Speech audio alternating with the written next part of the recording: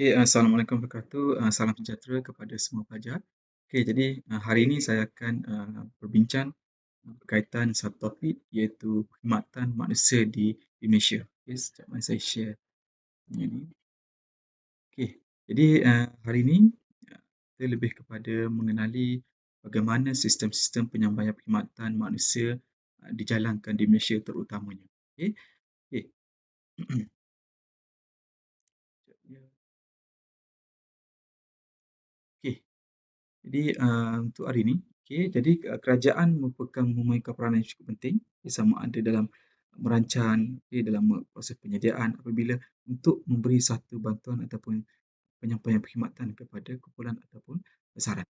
Okay, jadi pihak kerajaan Malaysia, contohnya di Malaysia sendiri, kita ada rancangan Malaysia keberapa dah? Okay, sekarang ni dah ke-15, 14 dan 15. Okay. Jadi banyak program-program ataupun perancangan-perancangan yang perlu dilaksanakan, terutama dalam konteks menjaga kebajikan-kebajikan sosial kepada masyarakat. Okay, jadi itu peranan kerajaan dan keberkesanan program ini ataupun perkhidmatan manusia yang disediakan itu bergantung kepada pelbagai faktor. Okay. Mesti ia bukan hanya faktor dari sudut keuangan. Okay, bukan.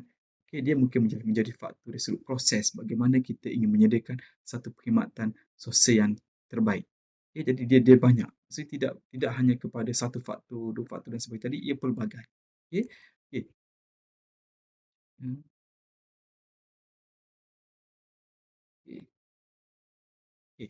Jadi dalam sistem perkhidmatan ni, okay, dia melibatkan dari sudut kita memberi, okay, kita memberi ataupun mengagihkan bantuan, okay, kita memberi satu perkhidmatan program, okay, yang mana itu merupakan salah satu untuk memberi manfaat pada masyarakat dan juga skim sosial yang lebih bersepadu. Okay, sebab tu bila disebut saja bersepadu, ia melibatkan pelbagai agensi, pelbagai faktor dan bukan hanya melibatkan hanya satu faktor ataupun hanya satu agensi sahaja. Okey, jadi penyampaian perkhidmatan ini melibatkan 6 aktiviti utama. Okey, pertama, apa yang kita sediakan, kenapa perkhidmatan disediakan adalah pertama, kita nak mengenal pasti dan menilai dengan tepat, okey, kekurangan dan keperluan yang dialami oleh populasi sasaran kita. Sama ada sasaran kita kepada warga emas, sama ada sasaran kita pada OKU, sama ada sasaran kita kepada remaja-remaja yang terlibat dalam gejala sosial dan sebagainya. Jadi, atau sama ada kemiskinan dan sebagainya. Jadi, kita nak cuba untuk mengenal pasti. Okay, dengan adanya penyampaian perkhidmatan ini, okay, kita cuba untuk mengenal pasti dan menilai, okay, bagaimana secara tepat, okay, bila kita sebut saja tepat, maka ia melibatkan satu proses yang ada proses-proses tertentu yang perlu kita ikuti untuk menyampaikan satu perkhidmatan sosial yang terbaik. Okay. Jadi yang kedua ialah berkaitan merancang perkhidmatan yang bersepadanan, okay, yang padan dan bersesuaian dengan kekurangan dan keperluan yang kita pasti. Okay, contoh yang saya maklum sebelum ni, bila kita melibatkan bantuan, okay, bantuan bukan hanya dalam konteks one off ataupun lebih kepada berasal kepada masalah, okay, problem base ataupun kumpulan base, tetapi ia juga melibatkan kepada potential base. Okay, jadi penyampaian perkhidmatan yang disediakan oleh di Malaysia ini adalah kita cuba untuk merancang service deliver ataupun apa yang kita nak berikan itu ialah biarlah cocok atau berpadanan dan bersaing dengan kekurangan ataupun keperluan yang kita kena pasti dalam pasaran. Okay, dan seterusnya kita nak mengenal pasti sistem penyampaian perkhidmatan yang berkesan. Okay, jadi banyak perkhidmatan yang disediakan sama ada daripada government, badan berkanun ataupun lebih kepada sukarelawanan atau badan sukarela dan sebagainya. Jadi melalui sistem penyampaian kita nak supaya kita menyampaikan satu perkhidmatan itu lebih berkesan. Maksudnya sini bukan hanya dalam konteks jangka pendek tetapi juga dalam jangka masa panjang. Okay. Okay. Maksudnya ialah peranan ialah kita nak mengagih dan menyampaikan perkhidmatan yang bersesuaian dengan populasi sasaran. Okay, pengagihannya. Okay, biarlah agih itu biar sama adil. Yang mana itu juga yang kita telah ikuti dalam konteks komuniti, okay, dalam pembangunan komuniti. Okay, antara prinsip-prinsip dalam komuniti ialah mengagihkan atau memberi satu perkhidmatan dan yang lebih demokratik, lebih adil dan sebagainya. Okay, sebenarnya dalam penyampaian perkhidmatan juga kita nak memantau secara berterusan akan keberkesanan penyampaian perkhidmatan. Okay, seperti yang saya maklum sebelum ni, contoh kalau social worker sendiri, okey, mana-mana agensi sendiri, okey, banyak kita lebih kepada memberi, memberi, memberi. Okey, kita hanya sekadar memberi tetapi kita tidak ada proses untuk memantau. Okey, di situ adalah sebagai monitoring and evaluation. Okey, penilaian, pemantauan dan juga penilaian. Adakah perkhidmatan yang kita sediakan, penyampaian yang kita sediakan itu, adakah ia mengenai ataupun mengubah kesejahteraan hidup sasaran itu. Okey, maksudnya ialah dari sudut kita nak menilai keberkesanan perkhidmatan manusia dan dalam bertindak balas dengan kekurangan-kekurangan yang dialami oleh populasi sasaran. biarlah kena, biarlah apa yang kita nak sampaikan tadi ia lebih memberi kesan yang baik. Dan yang mana kesan itu juga memberi satu tindak balas. Tindak balas maksud respon. Sebab apa dalam perkhidmatan, saya maklum kita hanya bukan bagi one off tetapi juga kita boleh proses intervention. Seperti mana yang you all semua belajar kaitan kita ada permulaan, pertengahan dan juga penamatan. Dan bila kita melaksanakan satu perkhidmatan, sama ada intervention secara jangka pendek atau panjang, ia mestilah ada tindak balas daripada klien itu sendiri. Bila ada tindak balas, maka kita boleh lihat kepada keberkesanan program ataupun perkhidmatan yang kita sediakan. Okey. Okey. Okey, dari sudut keenaman aktiviti tersebut ialah merupakan berdasarkan kepada model kitaran polisi. Itu dikenal sebagai model rasional komprehensif. Maksudnya keenaman aktiviti yang saya sebut tadi, yang kita nyatakan tadi, 1, 2, 3, 4, 5 dan 6 ini, ia merupakan satu model rasional yang komprehensif. Yang mana model ini bertujuan untuk kita supaya kita sebagai social worker dapat merancang dasar-dasar polisi-polisi, merancang mereka bentuk, mengubah dan juga mengimplementasi kepada apa program-program ataupun intervention yang kita sediakan sehinggalah kepada MONEF, itu monitoring and evaluation, pada program yang kita sediakan dan juga bagaimana di peringkat makro itu polisi yang telah kita bina. Jadi penyamaian perkhidmatan ini bukan hanya memberi sahaja dalam konteks jangka pendek, masa jangka panjang sendiri, tetapi kita juga perlu menilai. Kita perlu daripada penilaian itu adakah program ataupun intervention, bantuan yang kita sediakan kepada klien sasaran itu adalah betul-betul mengenai sasaran, dan jika tidak mengenai pada sasaran ataupun memberi satu kerugian dan sebagainya melibatkan defisit. Sebelum ini saya pernah kelas sebelum ini saya pernah sebut berkaitan defisit, defisit keperluan kekurangan dan sebagainya, kita boleh menilai kembali polisi.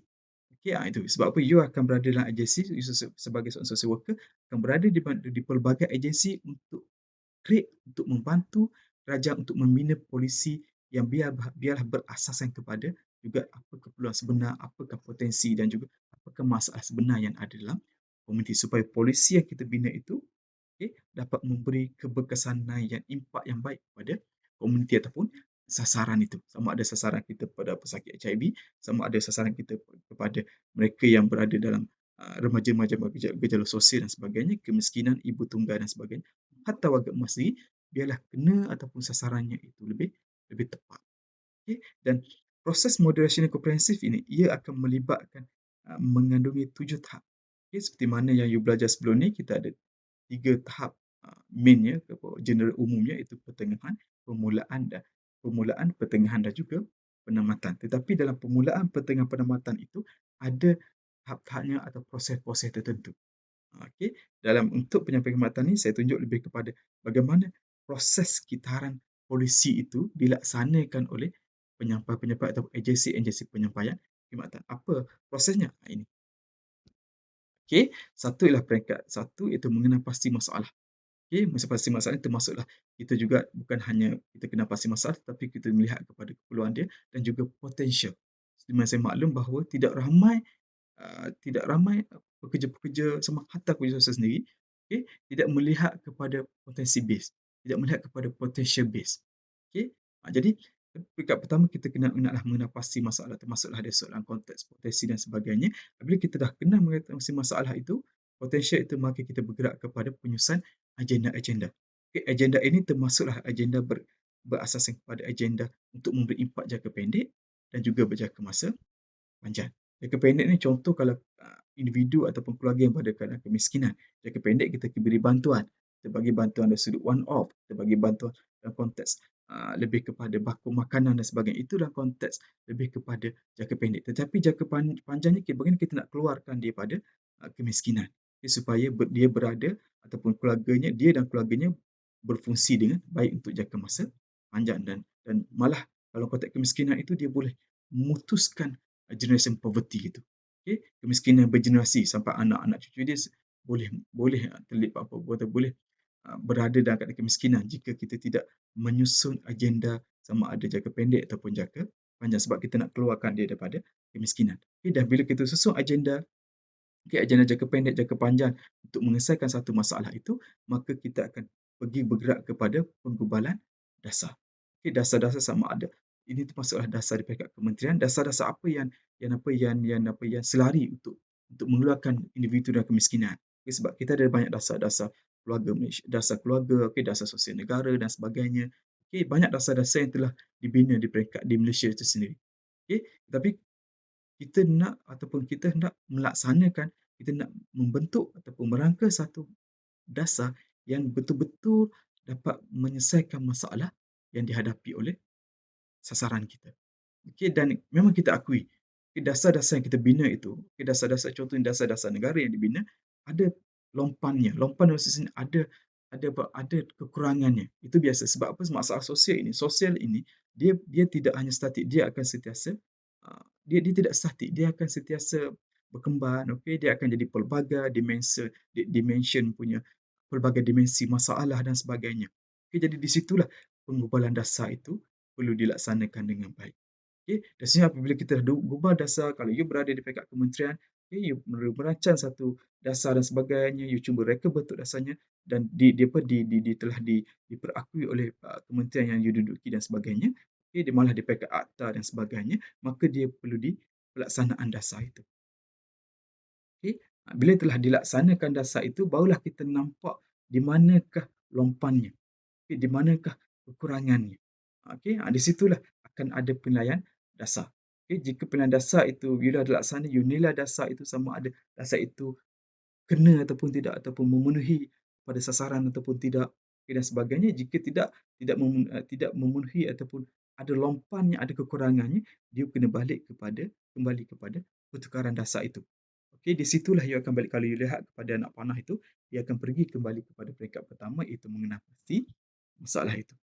Okay, tetapi kalaulah ada prosesnya, ada sebahagian yang boleh diproses ataupun boleh diteruskan, disampailah ke penamatan dasar itu. Okay, dasar itu boleh berubah. Dasar ini tidak semestinya, kalau dasar sosial negara itu banyak elemen-elemen yang kita perlu penuhi ataupun dasar-dasar yang telah dibina. Okay, jadi penamatan dasar itu perlu dilaksanakan. Maksudnya dasar itu boleh diimplementasi dengan baik. Okay, dan bila penyelesaian web dan mungkin akan ada lagi penambahbaikan, okay, perlu adanya dasar-dasar yang lain itu akan merangkumi dasar-dasar yang seterusnya. Okay, jadi dalam komponen penyampaian kemakatan ni, dia ada komponen-komponen tertentu. Itu pertama dalam konteks infrastruktur, okay, infrastruktur penyampaian kemakatan. Yang kedua, mod sistem penyampaian khidmatan dan sedikitlah strategi penyampaian khidmatan. Apakah strategi untuk kita laksanakan supaya apa program ataupun penyampaian khidmatan kita nak laksanakan itu mengena ataupun kena kepada sasaran. Okey, saya pergi pada infrastruktur. Okey, jadi infrastruktur ini adalah merupakan bahagian-bahagian asas dan peralatan utama yang mana ada dua jenis infrastruktur di sini. Okey, pertama dengan sebagai infrastruktur fizikal penyampaian khidmatan, yang kedua ialah infrastruktur dari sudut sosial penyampaian perkhidmatan. Okey, bila sebut fizikal ni, kita akan nampak bahawa barang itu, alat itu dan sebagainya, tetapi ia lebih kepada uh, peralatan. Ia lebih kepada berbentuk fizikal itu sendiri. Okey, dalam konteks infrastruktur fizikal ini ialah ia berkaitan dengan peralatan dan bahagian-bahagian asas berbentuk fizikal yang perlu ada di dalam sistem penyampaian perkhidmatan kita. Okey, terdapat dua jenis infrastruktur fizikal, iaitu siapakah pengeluar ataupun bekal perkhidmatan itu. Okey, siapakah yang bertanggungjawab untuk menyediakan perkhidmatan itu? Siapakah pembekalnya? Okay. Yang kedua ialah mesin penyampaian perkhidmatan. Nanti saya terangkan jadi saya terangkan lebih lanjut, iaitu pertama ialah kontrak pengeluar atau pembekal perkhidmatan, yang kedua ialah mesin penyampaian perkhidmatan. Okay. Apakah itu pengeluar? Okay. Ia merujuk kepada sektor-sektor terlibat, sama ada sektor agensi kerajaan ataupun agensi swasta, sama ada berkanun ataupun sukarelawan ataupun badan tidak formal. Siapakah mereka yang dapat membantu untuk kita selesaikan masalah isu itu?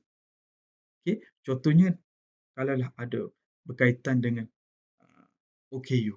Okay. Jadi sektor manakah yang perlu terlibat? Okay. Pembiayaan di manakah untuk kita dapat? Okay. Bagaimanakah dari sudut agihannya? Okay. Supaya dari sudut pembiayaan kita, okay, dana kita nak dapat, siapa yang nak bantu, siapa yang nak sediakan, bagaimana pengagihan kita secara adil dan sebagainya, agar ia mengena ataupun memenuhi sasaran kumpulan sasar yang kita nak bantu itu. Okey? Okey, jadi itu pengeluar. Pengeluar ni bila sebut saja pengeluar, you perlu ingat ia berkaitan dengan siapa nak bantu, apakah pembiayaannya dan bagaimana agihan untuk disampaikan. Pengeluar perkhidmatan tu. Okey, yang kedua ialah mesin. Mesin ini ialah berkaitan bila sebut saja mesin nak gerakkan tu. Nak gerakkan penyampaian perkhidmatan tu. Bagaimana kita nak supaya apa yang kita nak bantu itu maksudnya boleh sampai dengan baik. Okey, contohnya kita gunakan berbentuk pengurusan, mengurus kes. Okey, dalam konteks ekological sosial, kita bina sistem dan sebagainya. Mungkin ada kalanya kita perlu melaksanakan dari sudut perundangan. Okey, kita melibatkan legislatif. Maksudnya di sini adalah contohnya berlakunya kejadian waktu jenayah ataupun dalam keluarga kita panggil penceraian atau adanya keganasan rumah tangga dan sebagainya. Mungkin kita terpaksa sebagai usahawan menggunakan uh, perundangan, okay, untuk membela nasib you punya uh, sasaran ataupun kumpulan ataupun individu klien yang you nak bantu. Okay, dari sudut ekonomi, pembangunan ekonomi you perlukan dari sudut keusahawanan dan sebagainya. Okay, jadi itu katakan mesin, tool ataupun pendekatan apa yang digunakan. Sebagai usahawan you akan gunakan konteks intervention dalam konteks. So, contohnya dari sudut motivasi, okay, contohnya dari sudut counselling dan sebagainya. Okay, contohnya dalam community, you gunakan tool contohnya dikenali sebagai nominal group technique. Okay, bagaimana kita nak cuba, saya pernah sebut kelas sebelum ni berkaitan dengan nominal group technique yang menggunakan teknik-teknik tersebut. Okay, bagaimana kita nak supaya komuniti ini dia maklum apakah masalah yang dihadapi, okay, apakah sumber-sumber yang dia ada dan sebagainya. Itu tool. Okay, nominal group technique. Saya pernah sebut berkaitan dengan asset-based community development, ABCD. Itu tool. Tool yang kita gunakan untuk kita melakukan proses intervention. Okay, contohnya kalau you melaksanakan proses intervention lebih kepada filosofi ataupun mikro, okay, lebih kepada individu, okay, lebih kepada kesusahan secara individu. Okay, you gunakan apa? CBT, Cognitive Behavior Therapy. Okay, you gunakan lebih kepada dasar ataupun lebih kepada pendekatan-pendekatan tertentu. Okay, pendekatan humanistik, pendekatan functional dan sebagainya. Okay, jadi ada teknik-teknik tertentu, counselling, motivasi, tetapi ada juga teknik-teknik apa yang perlu dilaksanakan. Okay. Okey, sekarang ni sebagai pada infrastruktur, okay, penyampaian iaitu infrastruktur sosial adalah bahagian-bahagian asas sistem penyampaian perkhidmatan yang berkaitan dengan hubungan di antara perkhidmatan dengan individu, perkhidmatan dengan individu ataupun komuniti. Okey, sosial. Bila sebut saja sosial, ia melibatkan perhubungan. Okey, jadi dua komponen utama infrastruktur sosial ni. Yang pertama ialah kumpulan sasaran perkhidmatan manusia. Yang kedua ialah jenis perkhidmatan bantuan atau program sosial yang nak ditawarkan. Okay, itu yang kedua. Yang tadi kita sebut tadi, yang pertama dari sudut infrastruktur dari sudut fizikal. Okay. Okay. Yang kedua ialah dari sudut infrastruktur dari sudut sosial. Sekarang saya pergi kepada infrastruktur sosial itu. Okay, jadi dua-dua komponen utama dalam infrastruktur sosial. Pertama ialah kumpulan sasar perkhidmatan sosial manusia, perkhidmatan manusia. Kedua ialah jenis perkhidmatan bantuan program sosial yang cuba untuk kita tawarkan. Okey, jadi kumpulan sasar. Pertama saya pergi kepada kumpulan sasar. Okay, pertama ialah kumpulan sasar merujuk kepada 6 situasi bila you dapat satu kes. Okey, dalam satu kes you boleh melibatkan 6 situasi. Okay, pertama ialah kumpulan sasar tu you perlu tahu yang benar-benar berkeperluan untuk mendapatkan perkhidmatan manusia itu. Sebelum ni saya dah maklum okay, apakah syarat-syaratnya, okay, sudut tuntutannya, okay, hak-hak yang perlu komuniti ataupun klien perlu dapat dia tahu bahawa itu hak dia. Okay, itu semua kan. Jadi dalam 6 situasi ni, kumpulan sasar ni perlu dia kumpulan sasar itu atau kumpulan sosial itu, individu itu, dia benar-benar mengetahui bahawa apakah keperluan yang dihendaki. Okay? Jadi sasaran tu, maksudnya you dapat satu klien, you dapat satu kelompok dan sebagainya, you boleh benar-benar memahami apakah keperluan yang perlu dipenuhi. Okay? Dan sebenarnya bila dapat keperluan tu, apakah apakah manfaat yang akan diterima kepada sasaran itu. Okey, dari sini ialah sudut kumpulan sosial itu, kumpulan individu sasaran itu adalah layak untuk menerima perkhidmatan itu. Okey, seperti saya maklum sebelum ni ada juga isu apa yang mana sasarannya ataupun lebih kepada haknya. Okey, siapakah yang dapat menuntut hak itu dan sebagainya. Okey, dari sini ialah dari sudut menuntut perkhidmatan akibat dan sasaran itu perlulah pensasar itu adalah mereka yang menuntut perkhidmatan yang mana yang dia ni memang betul-betul menghadapi masalah itu, menghadapi s apa, untuk menghadapi memerlukan keperluan sosial itu. Okey, dan mereka berhak untuk menuntut perkhidmatan tersebut. Okey, di sini adalah dari sudut situasi seterusnya ialah berkaitan dengan siapakah yang menjadi mangsa kepada suatu kejadian ataupun malapetaka sosial itu. Okey, maksud kat sini ialah ia berkait juga dengan yang keenam itu hidup atau mendiami kesihatan sosial berisiko. Maksudnya, siapakah yang akan menjadi mangsa apabila berlakunya masalah sosial itu? Contohnya gejala dadah, drug, okey, di satu komuniti, okey, ataupun dalam satu keluarga itu. Okey, contohnya mungkin mungkin ayah dia akan menagih dadah, jadi siapakah yang akan menjadi mangsanya? Itu maksud saya di sini. Okey, dari sini ialah berkaitan siapakah sistem ataupun individu ataupun sosial yang hidup atau mendiami persekitaran sosial yang berisiko tu. Okey, dah lah yang nak bantu ayah dia tu satu. Seraya yang kedua ialah mangsa dan juga bagaimanakah mereka yang akan ataupun individu keluarga dia yang akan mendiami persekitaran sosial berisiko itu. Bagaimana impak dia.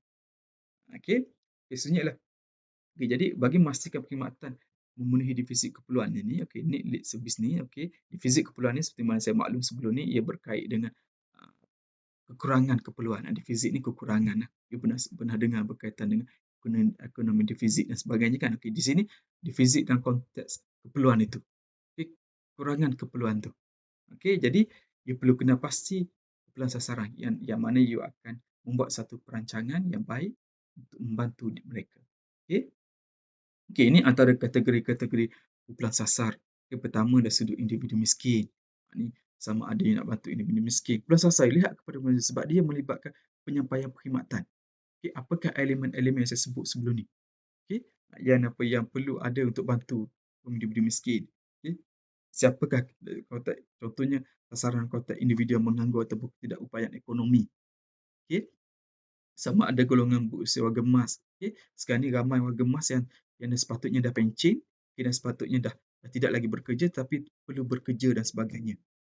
Okey, di situlah perlu adanya perlindungan sosial dan sebagainya. Sama ada dari sudut kewangan, okey, dari sudut perlindungan insurans dan sebagainya. Okey, sebab warga emas ni kita nak tahun 2023, okey, yang mana bukan kita nak lah, okey, 2003, yang mana kita akan sampainya satu hari apa tu, tahun ataupun sampai sasaran tu uh, hari menua. Okey, hari menua maksudnya dah sampai sasaran. 2023 akan berlakunya ramai individu-individu yang dah tua lah, yang warga emas kan. Okey. Okey. Individu yang mengalami masalah mental, skizo dan sebagainya. Okey, apakah penyemprotan yang diperlukan? Okey, ada sasarannya lebih kepada OKU. Okey, yang terlibat dengan penyalahgunaan bahan, yang terlibat dengan jenayah. Okay, individu yang tidak berumur maksudnya terpaksa dia gelandangan dan sebagainya. Okey, individu yang ada masalah kesihatan kronik dan juga masa salah oleh pihak-pihak yang lain. Okey, ini kategori-kategori kumpulan sasar. Okey, jadi apakah jenis perkhidmatan yang kita nak sediakan? Okey. Okey, jadi yang kedua ialah jenis perkhidmatan atau bantuan sosial yang ditawarkan.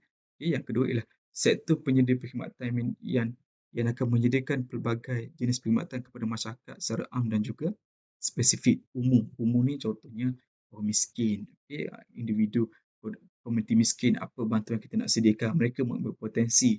Okey, orang miskin ni ada potensi walaupun dia berada dalam keadaan kemiskinan, tetapi perlu lihat kepada potensial apakah bantuan-bantuannya. Dari sudut spesifik, kita dah tahu dah individu ini, okay, mereka berada dalam kemiskinan, tapi kita melihat kepada konteks yang positif iaitu potensial mereka mempunyai potensial. Jadi mereka mempunyai kemahiran tertentu secara spesifiknya di sini, apakah kemahiran kita perlu sediakan pada mereka. Okay, contohnya jaringan perkhidmatan manusia sosial mampu yang mana dapat menerima perkhidmatan seperti penggunaan, okay, sudut perkhidmatan keadilan jenayah, okey, perlu adanya contohnya apa nama, wanita isteri yang didera oleh suami dan sebagainya. Okey, perkhidmatan pendidikan, okey, mau dipindahkan kepada golongan orang asli, okey, mereka yang perlu diberi pendidikan dengan baik, okey. Perkhidmatan kualiti diri alam sekitar, okey, perkhidmatan penjagaan kesihatan dan juga lain-lain. Okey, ini jenis perkhidmatan yang kita nak sediakan sama dalam konteks keadilan ataupun dari sudut perundangan, sudut pendidikan ataupun dalam konteks kualiti sudut alam sekitar dan sebagainya, kita lihat kepada siapa sasaran kita. Okey, ni sasaran banyak saya sebut tadi, kemiskinan. Okey, apakah programnya? Apakah deliver ataupun perkhidmatan kita nak sediakan dan sebagai orang OKU, apakah perkhidmatan kita nak sediakan dan sebagainya. Okey. Okey, seterusnya saya pergi kepada mode sistem penyampaian perkhidmatan. Okey, tadi kita dah sebut kita ada beberapa mode, saya imbas kembali ya. Okey, pertama dari sudut komponen penyampaian tadi adalah sudut infrastruktur penyampaian, kedua adalah sudut mode penyampaian, ketiga ialah sudut strategi. Saya pergi kepada mode sistem penyampaian perkhidmatan. Okay, mode sistem penyampaian perkhidmatan ini merujuk kepada some kind of organizational system to deliver the benefit of service to bridge the gap between problem and solution. Masuk ke sini ialah apakah ataupun siapakah agensi-agensi yang kita boleh linkkan untuk menjadi penghubung bagi menyelesaikan antara masalah dan juga penyelesaian tu.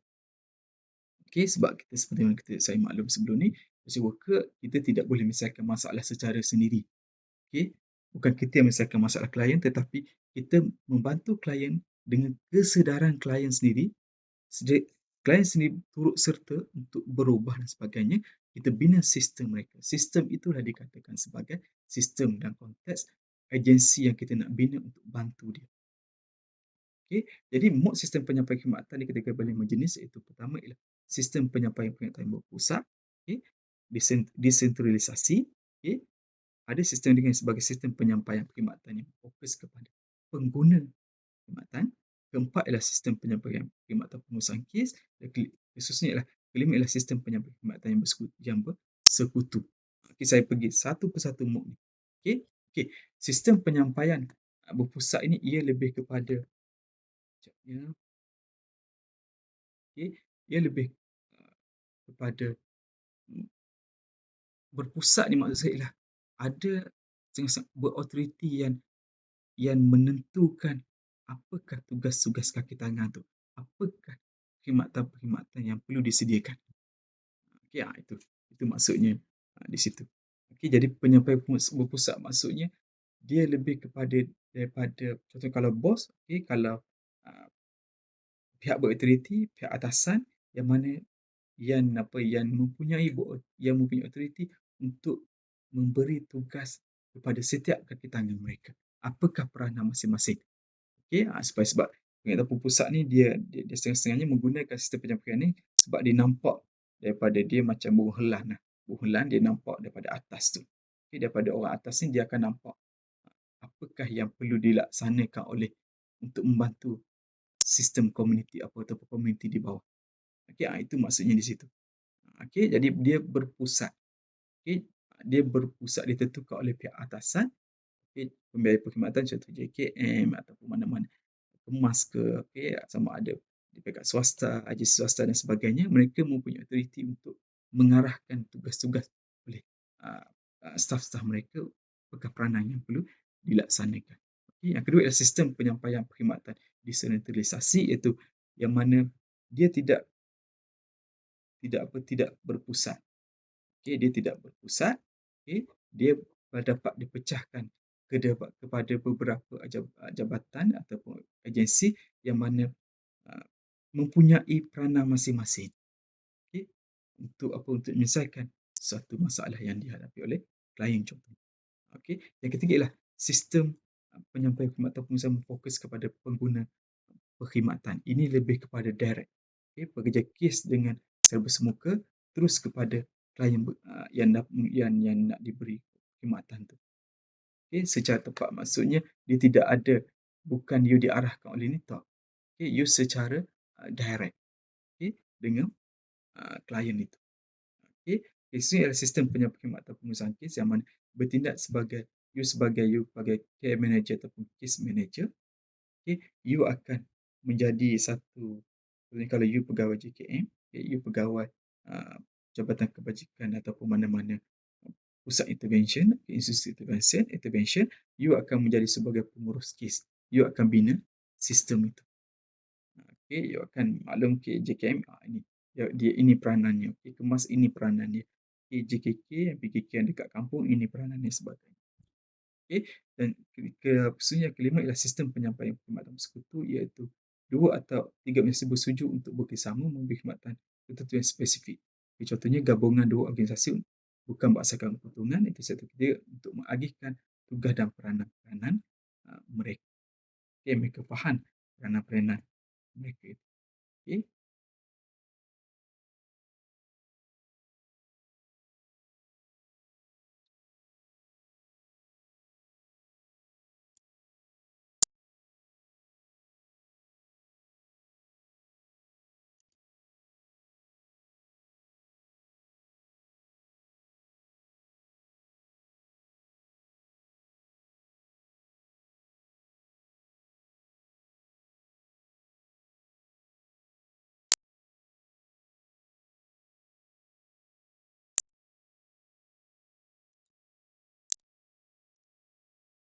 Okay. Ya, the problem system. Okay, sekarang saya pergi pada strategi penyampaian. Okay, bagaimana teknik-teknik ataupun cara-cara, strategi apa, macam mana you nak beri bantuan kepada PU. Strategi bagaimana you nak sampaikan bantuan kepada remaja-remaja bermasalah. Bukan mudah tau. Untuk kita membantu, kita buat intervention kepada individu-individu atau remaja-remaja bermasalah. Tetapi mereka mempunyai potensi untuk berubah. Itu mindset sebagai sesuka. Sebagai sesuka, boleh lihat bahawa individu itu, klien yang sampai jumpa kita, mereka mempunyai potensi untuk berubah. Mereka mempunyai mempunyai untuk potensi, okay? Potensi mempunyai peluang untuk mereka berubah. Okay, jadi apakah strategi, teknik-teknik yang kita cuba untuk menyampaikan perkhidmatan kita dengan lebih berkesan. Okay.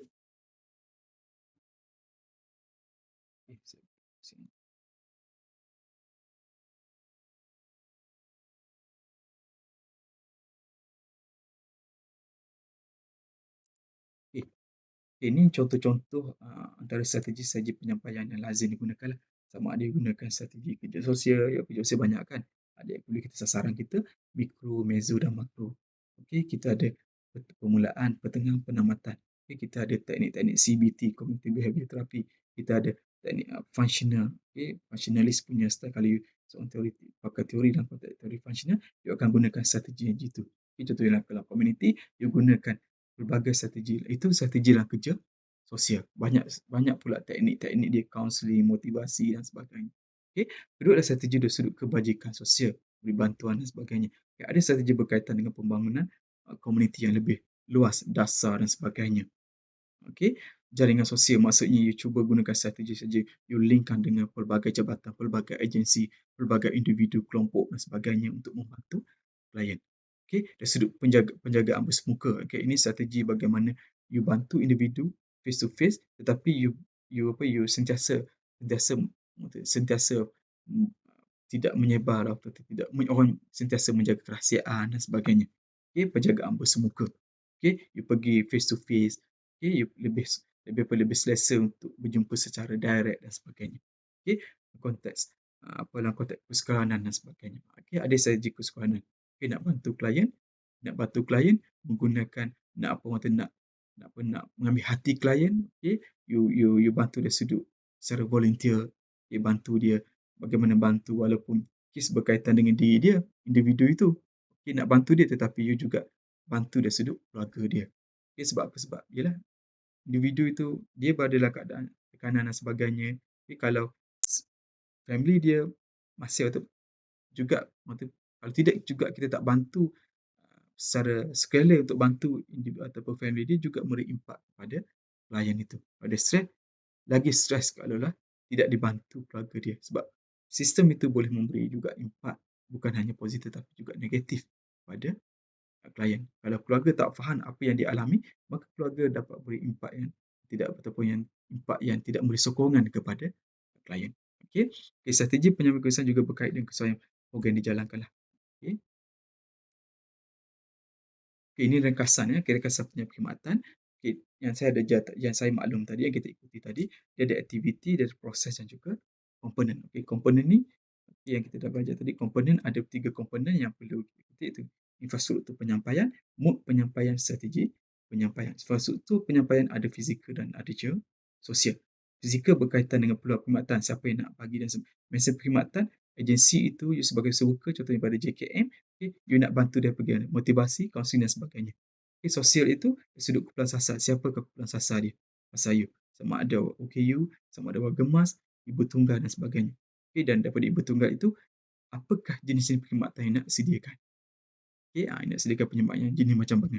Okey, bagaimana? Okey, sudut mod penyampaian ada penyampaian itu berbentuk berpusat daripada sifat daripada autoriti mereka yang berada di atas memberi arahan dan sebagainya. Mungkin dari sudut desentralisasi, okey, dari sudut pengguna, okey, dari sudut pengurusan kes dan juga bersekutu. Ada agensi-agensi yang ada 2 3 agensi yang dah faham apakah peranan mereka. Okey, dari sudut strategi penyampaian, sama ada nak gunakan kaedah kerja sosial, kaedah kebajikan sosial, persekawanan ataupun penjagaan face to face, penjagaan bersemuka, okey, dari sudut menggunakan pembangunan komuniti ataupun dari sudut jaringan sosial, LinkedIn. Okey, jadi ini antara penyampaian perkhidmatan yang cuba untuk disampaikan di Malaysia ini. Okey, jadi saya sedang pada situ untuk topik pada kali ini. Jadi saya ucapkan ribuan terima kasih, jadi insya-Allah jumpa lagi. Assalamualaikum.